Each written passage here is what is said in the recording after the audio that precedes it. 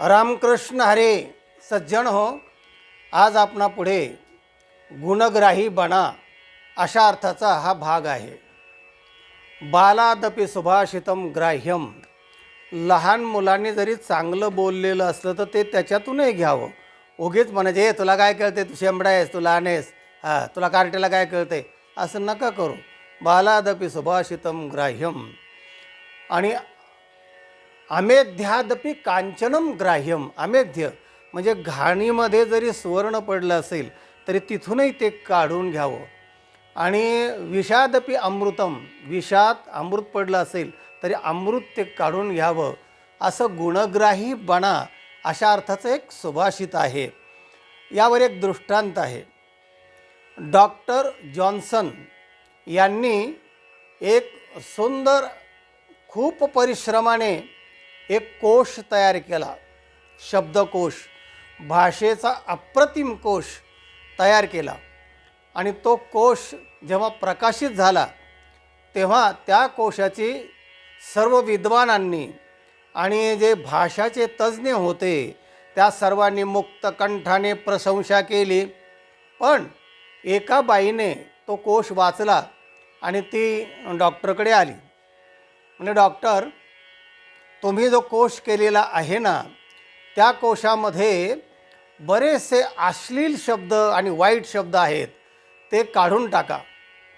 तेव्हा डॉक्टर त्या बाईला म्हणाले, बाई, तुम्ही माझा कोश वाचला त्याबद्दल धन्यवाद. पण जरा मी एक विचारतो तुम्हाला की त्या कोशामध्ये जास्तीत जास्त चांगले पण शब्द आहेत, तर त्या चांगले शब्दाकडे तुमची नजर नाही का गेली आणि का नाही गेली, असं त्यांनी विचारलं. तेव्हा त्या बाईच्या लक्षात आलं की अरे खरंच की जे चांगलं आहे ते आपण पाहिलं नाही किंवा मांडलं नाही आणि वाईटाबद्दलच आपण बोलतो आहेत. आणि ज्याने इतके 10-20 वर्ष घालून हा शब्दकोश तयार केलेला आहे त्याविषयी आपण चूक काढतो आहे आणि आपण काहीच केलं नाही, फक्त वाचले, ज्ञान झाले, त्यातलं दोषच फक्त घेऊन आलेलो आहे. तेव्हा त्या बाईला काय कळायचं ते कळलं. तेव्हा सांगायचा मुद्दा असा आहे की चांगलं जे आहे ना ते घेण्याची माणसाची प्रवृत्ती फार कमी असते आणि वाईट माणूस ताबडतोब घेतो.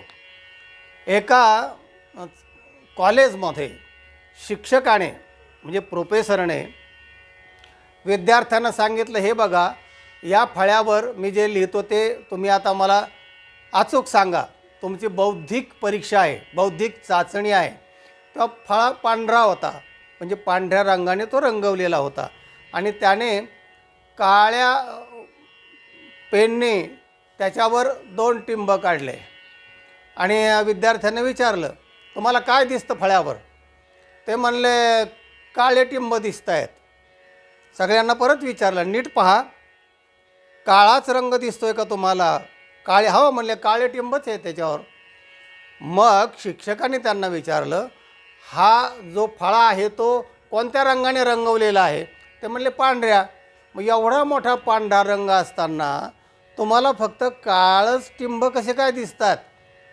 म्हणजे माणसाला एवढा मोठा पांढरा फळा तो दिसतोय, पण ते माणूस सांगत नाही आहे, ते काळा टिंब दिसतोय, म्हणले काळ्या टिंब दिसत आहेत. अशी माणसाची प्रवृत्ती असते. तेव्हा म्हणींचा संग्रह एक मी जेव्हा लिहायला घेतला तेव्हा बरेच म्हणींचे पुस्तकं मी वाचले. त्यामध्ये महाराष्ट्र सरकारने म्हणींचा कोश म्हणून एवढा मोठा कोश प्रकाशित केलेला आहे. तोही मी वाचला. तो इतका मोठा आहे तर तो वाचता वाचता वाचता मला महिनाभर लागलं. पण त्याच्यामध्ये इतके अश्लील आणि अपशब्द म्हणजे वाईट शब्द होते, पण तो कोश होता. त्यामुळे त्याच्यातून मी जे काय 500 म्हणी घेतल्या एवढ्या मोठ्या कोशामधून, इतर एक मी म्हणी वाचल्या, पण त्या कोशामध्ये जेव्हा मी वाचलं, तुम्हाला जर अनुभव घ्यायचा असेल तर महाराष्ट्र शासनाने म्हणींचा कोश असा जो एक मोठा कोश काढलेला आहे त्यामध्ये जरूर वाचा. इतक्या अश्लील फाजील म्हणी त्याच्यामध्ये, पण तो कोश आहे. त्यामुळे मी त्या म्हणीतल्या त्या तसल्या प्रकारच्या म्हणी मी घेतल्याच नाही आहेत. मला ज्या वेचक आणि वेधक जे पाहिजे होतं तेवढंच घेतलं. वेचक आणि वेधक घ्या, पण त्याच्यासाठी इतर ह्या गोष्टीसुद्धा वाचाव्या लागतात, पाहाव्या लागतात. काय घ्यायचं आणि काय टाळायचं हे वाचकाच्या आणि लेखकाच्या, प्रकाशकाच्या हातामध्ये असतं, हे लक्षात घ्या. आणि जेव्हा विनोदावर मी पुस्तकं लिहायला लागलो तेव्हा तर मी इतके विनोदाची पुस्तकं वाचली, पण त्याच्यामध्ये इतके अश्लील फाजील कमरेखालचे विनोद होते. एक जत्रा नावाचं एक मासिक त्यावेळी निघत होतं, त्याच्यामध्ये 15 वर्षाचे मी अंक सगळे वाचून काढले. त्याच्यामधले 5-50सुद्धा विनोद मला घेता आले नाहीत, इतके ते सगळे अश्लील फाजील विनोद होते.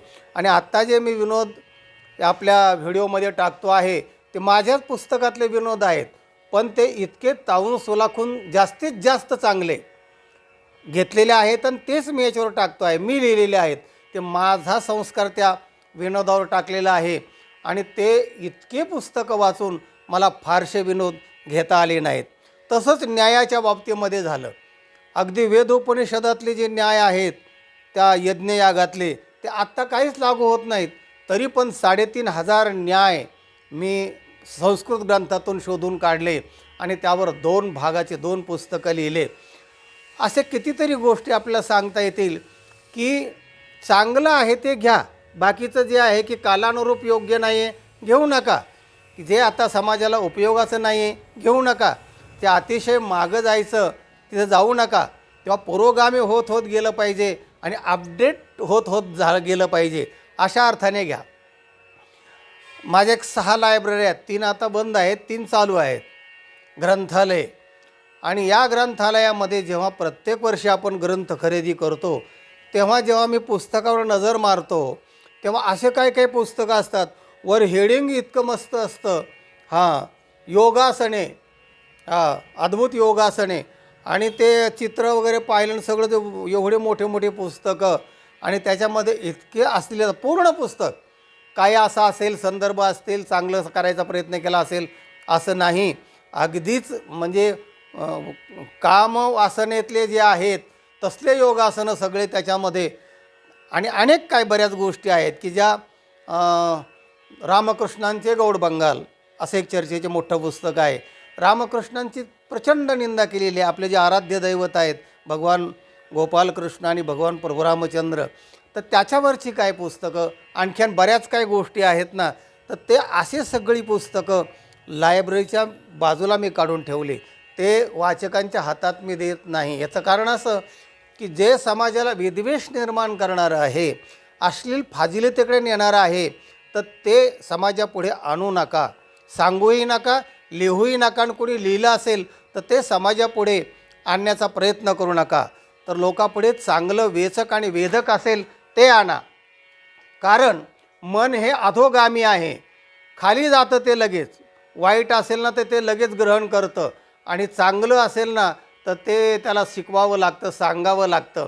म्हणजे पाणी जसं खाली येताना लगेच त्याला इंजिन लावावं लागत नाही, पण वर चढवायचं असेल की त्याला इंजिन लावून फोर्स देऊन चढवावं लागतं. तसं मनाच्या बाबतीमध्ये आहे. चांगल्या गोष्टीकडे मन धावत नाही. म्हणजे शिव्या शिकवाव्या लागत नाहीत तरी माणसं धडाधड देतात, ओव्या शिकवाव्या लागतात तरी त्यांना नीट म्हणता येत नाहीत. किंवा वाईट ज्या गोष्टी आहेत ना त्या माणसाला शिकवाव्या लागत नाहीत. चोरी कशी करावी असा कुठे बोर्ड वाचलेला नाही, पण धडाधड लोक चोरी करतात, हातचलाख्या करतात. लोकांना कसं फसवावं असे क्लास निघालेले नाही आहेत. कशा शिव्या द्याव्यात ह्या सगळ्या गोष्टी शिकवाव्या लागत नाहीत. ज्या वाईट गोष्टी आहेत ते स्वाभाविक माणूस लगेच ग्रहण करतो. आणि म्हणून जे वेचक वेधक चांगलं सुसंस्कृत आहे या गोष्टी वेचा, त्या आत्मसात करा आणि त्याच लोकांपुढे आणण्याचा प्रयत्न करा, असा आजचा हा व्हिडिओ आहे. आणि त्याचा अर्थ आहे गुणग्राही बना. तेव्हा गुणग्राही बनणं आणि आपला चांगला विकास ज्ञानाचा करणं, त्यासाठी सत्संगती, चांगलं वाचन, हे चांगलं श्रवण केलं की मनुष्य तसा तसा बनत जातो, आणि तरच आपलं जीवन स्वच्छ, आनंदमय आणि मंगलमय होतं. हा व्हिडिओ इतरांना पाठवा, लाईक करा, आणि चॅनलला ज्यांनी सबस्क्राईब केलं नाही त्यांनी जरूर सबस्क्राईब करा. ज्ञानाचं ज्ञानदान करा. रामकृष्ण हरी.